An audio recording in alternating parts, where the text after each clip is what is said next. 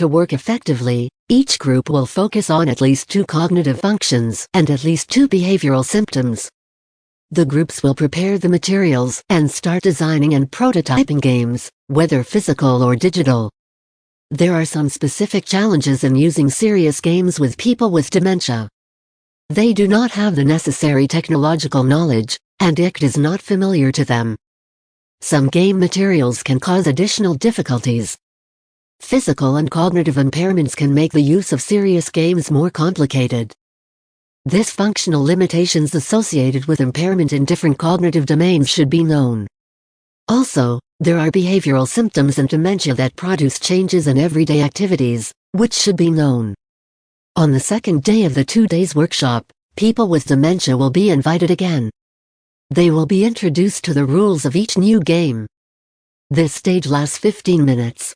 It is very important that the rules are very well understood by people with dementia and their carers. People with dementia will have to play all the games created, for 60 minutes. It is also very important that the feedback of people with dementia is collected after they play the games. Information on how people with dementia interact with young volunteers and the game itself will be noted by health professionals and game designers and will be used to improve the design, content and rules of the game. After the game stage, people with dementia and their caregivers will take a 30 minutes break and the other participants will try to improve the games based on the information collected in the previous process. Each team presents their game mentioning its purpose, content, rules, and also what cognitive and behavioral symptoms it covers. This part will last for 30 minutes. Following this process there will be the feedback stage which will last about 20 minutes and which is meant to obtain perspectives, proposals and impressions from all participants. Before the conclusions and farewell part, there will be 20 minutes in which all participants will fill in an evaluation questionnaire regarding the games played. Evaluation questionnaires will be: one type of questionnaire will be for people with dementia, caregivers and young volunteers to get feedback on their experience in the workshop, the benefits and limitations of the procedure, and another type of questionnaire will be for health professionals, game designers and also young volunteers to get feedback on the workshop experience. The last part of the workshops will be for conclusions and farewell.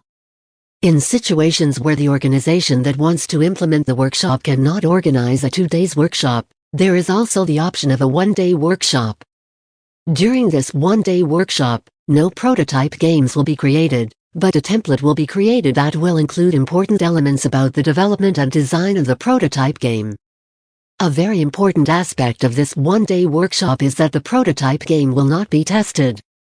The workshops which will be held in 1 day will include people with dementia, older people, caregivers, health professionals, young people or students and game designers. Workshops should include at least 2-3 mixed groups, which should consist of approximately 1-2 people with dementia, 1-2 caregivers, 3 volunteers, including young people or students, and 1 game designer who is the team leader. The role of the health professional will be to support participants as they interact in groups and also to guide the game designer in creating the game by explaining the needs of people with dementia. The number of game prototypes that will be developed for each workshop depends on the complexity of the games and the time available. The workshop will take place in 1 day and will last about 6 hours. It is expected that each part of the workshop will have a different duration of time, depending on the content and purpose. Each workshop should be moderated as follows. The presentation of the objectives will be performed by health professionals and will take about 60-90 minutes. For this presentation, people with dementia will not participate. It is very important that health professionals clearly explain what kind of information they want to collect from participants and what role each participant will have. Young volunteers may need information about the cognitive and behavioral symptoms of dementia and also ways to interact with people with dementia and how to react in specific situations. Prior to the start of the workshop, health professionals must ensure that they have collected signed informed consent from all participants, that they have shared information sheets, and that they have collected the demographic data of the participants. Next follows the stage of creating mixed groups, after which the participants start the interaction and each of them will share some information about themselves. This will improve the strength of the team. In the group interaction stage that will last about 30 minutes, the team leader will try to promote the collaboration and cooperation of the participants and will collect data about their needs, about the games they played with in the past and those that are played now.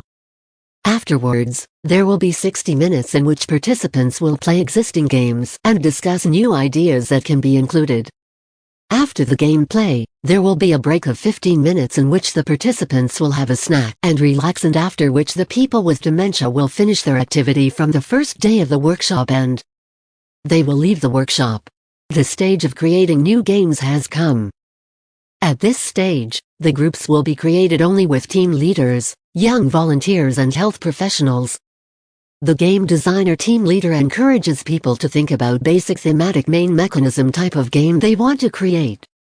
They offer some ideas about possible mechanisms from their experience and what is possible to develop within the limited time of the event as a prototype. Each participant will exercise their role and together as a team will begin to test the ideas with materials and decide which game will be developed in the end. Then the groups start creating new games. It is important for healthcare professionals to provide advice to game designers on the abilities of people with dementia, their needs and activities that help maintain cognitive abilities and reduce behavioral symptoms, so that game prototypes are not only fun to play, but also treat symptoms of PWD and improve their quality of life. Each group should focus on at least 2 areas of cognitive function and 2 behavioral symptoms. After that work will be done, the team has to create a template for each game. A very important aspect is that it will not be the final prototype game, but it will be a document, which will include details on the creation and design of each prototype game.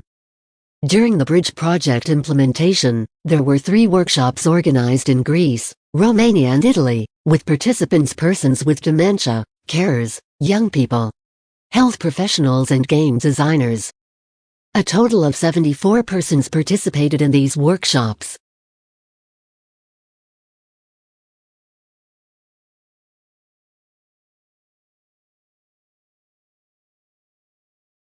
In the 3 Bridge workshops organized in Greece, Romania and Italy, participants had different characteristics in terms of age, gender, educational level and previous experience with games. Regarding the participants' feedback following the Bridge workshops, the level of satisfaction of people with dementia was increased. 80% of the participants answered that the cooperation with young people was pleasant. 76% of people with dementia and their caregivers felt that the workshop offered them benefits. And for most of them the opportunity to engage in some fun and social activities and to discuss their experiences was motivating. Also, caregivers mentioned that they discovered the existence of games as innovative tools acting on cognitive and behavioral symptoms of dementia. 70% of the participants felt that the workshop was organized in a supporting environment and 89% strongly agreed that they will want to take part in similar workshops. The workshops supported young people to obtain transferable skills in communication, creativity, critical thinking and social competences. Many young participants stated that through this interaction, they feel more compassionate towards dementia and third-age people. Essentially, they are able to better attend to the needs of older people with dementia and care. Thank you for your attention.